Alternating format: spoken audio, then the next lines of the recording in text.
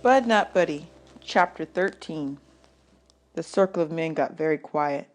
The younger guys looked like they wanted to laugh, but were afraid to, and the Jimmy guy and the man who must be my father were looking at me that way grown-ups do when they're getting ready to give you some bad news, or when they're trying to decide which hand they're going to smack you upside the head with. Finally, Jimmy snapped his fingers and said, "Hold on. Now, is your name Bud?" He knew my name. I said, "Yes, sir." Jimmy said, "Herman, don't you see?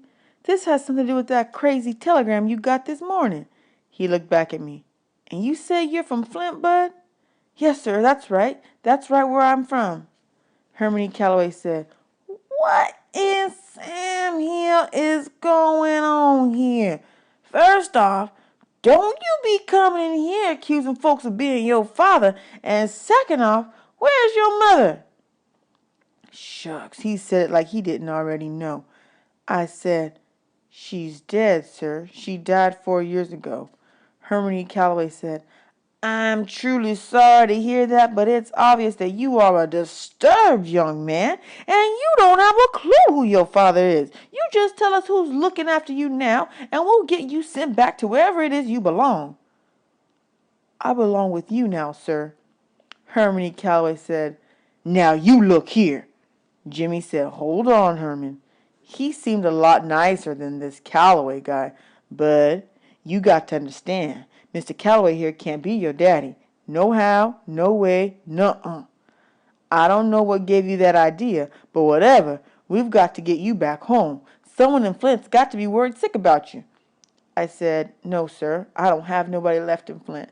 That's why I came all the way here." He said, "No one? No one at all?" I said, "No, sir." He said, "No brothers?" "No, sir." "No sisters?" "No, sir." "What about an auntie?" "No, sir." "No grandma?" "No, sir."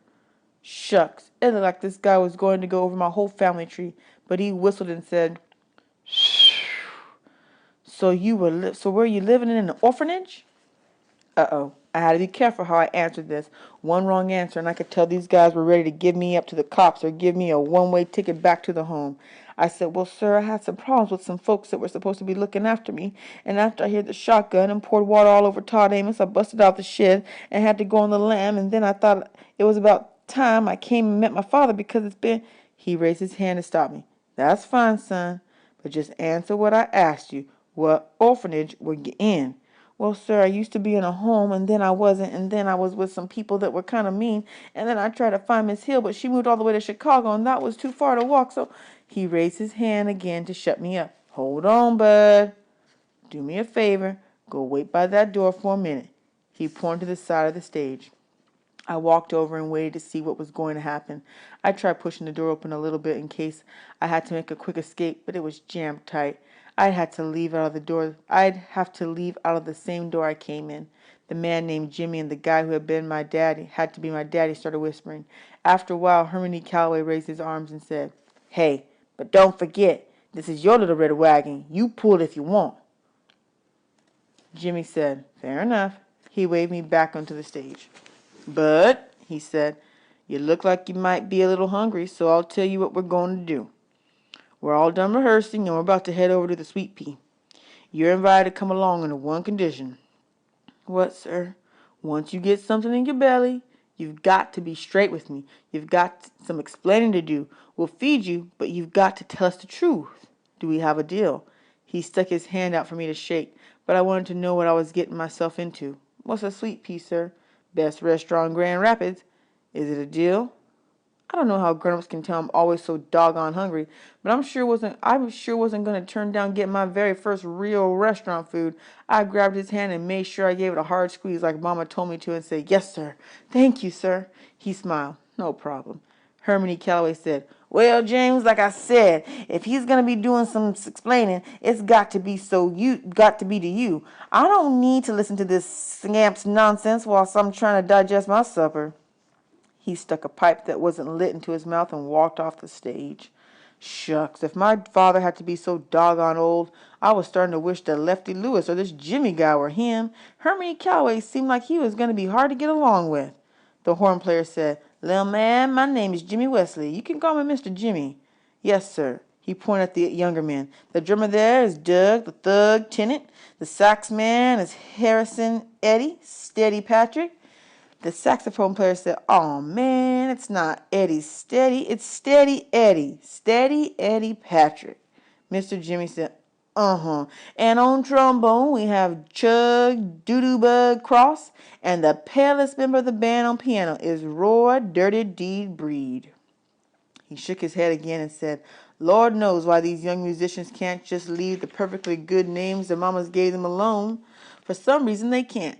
Anyway, fella, this here is Bud." "What was your last name, Bud?"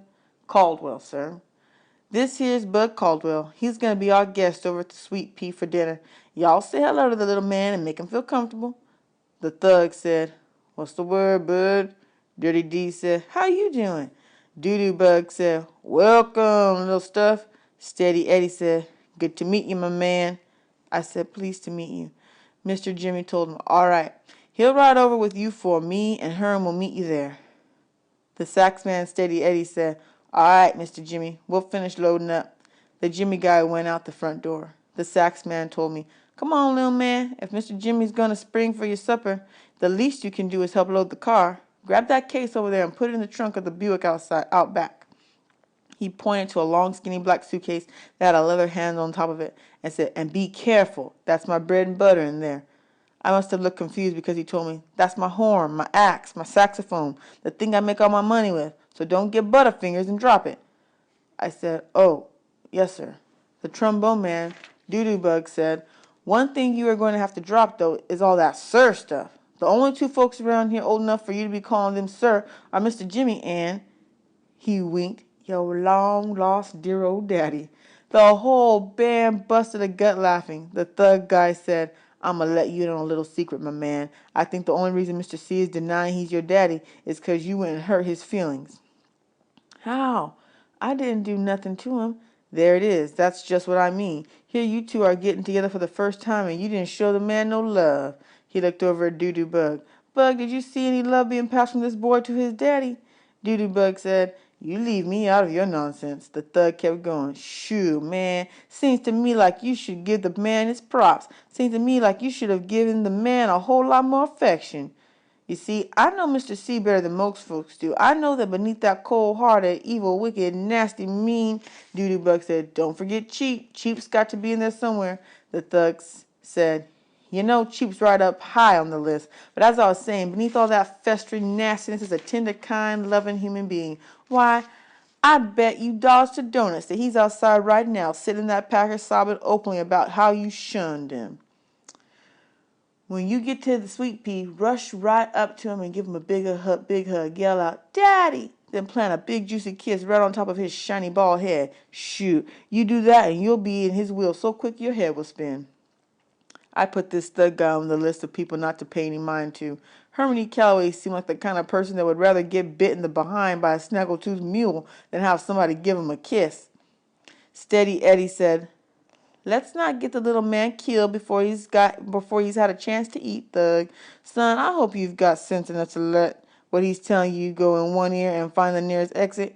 You just steer clear of Mr. C for a while. He's not someone you want to toy with. And for God's sake, whatever you do, don't call him Daddy or Papa or anything that's going to give anyone the idea you two are kin, you hear?" These guys really thought I was dumb. I said, "Yes, sir. But isn't it just like my luck to come clean across the state to find my daddy and turned out to be a mean old coot?" I slapped my hand over my mouth. I knew better than saying something like this out loud, but it just fell out of my mouth before I could swallow it down. This was Bud Caldwell's Rules and Things to Have a Fun in Life and Make a Better Liar Out of Yourself, number 63. Rules and Things, number 63.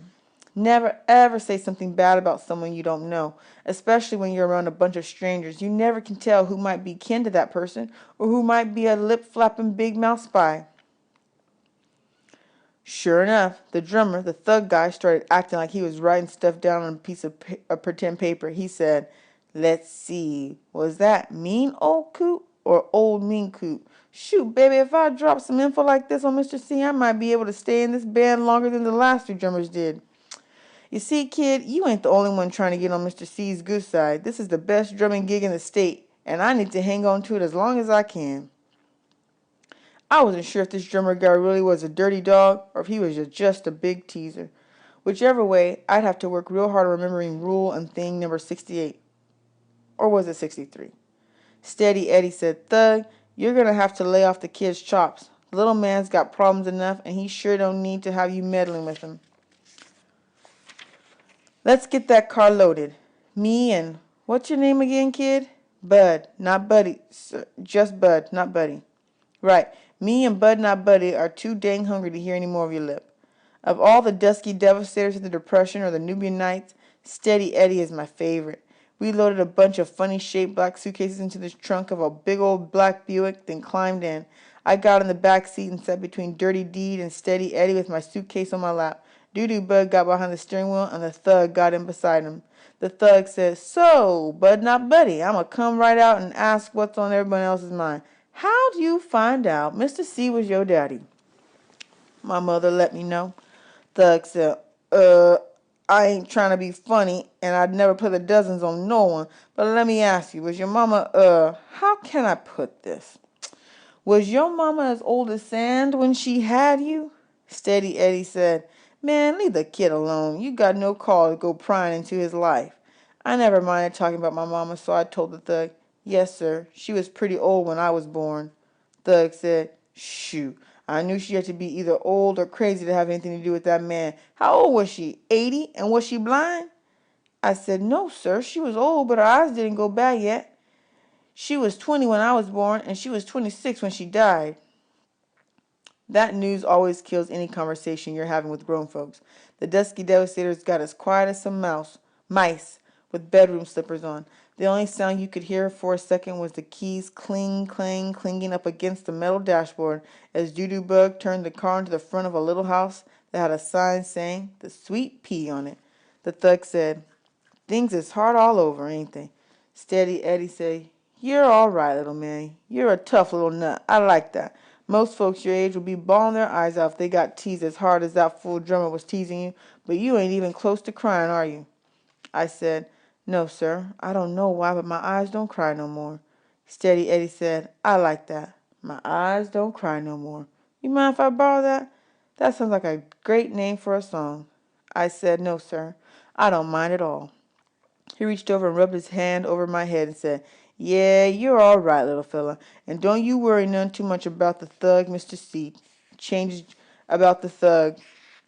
Mr. C changes drummers the way most folks change their drawers. What you see in that front seat is a man on borrowed time. Thug said, Aw, man, what did you hear? Doo-Doo Bug cut the car off and said, All right, gentlemen, that's enough. Let's go stuff our craws.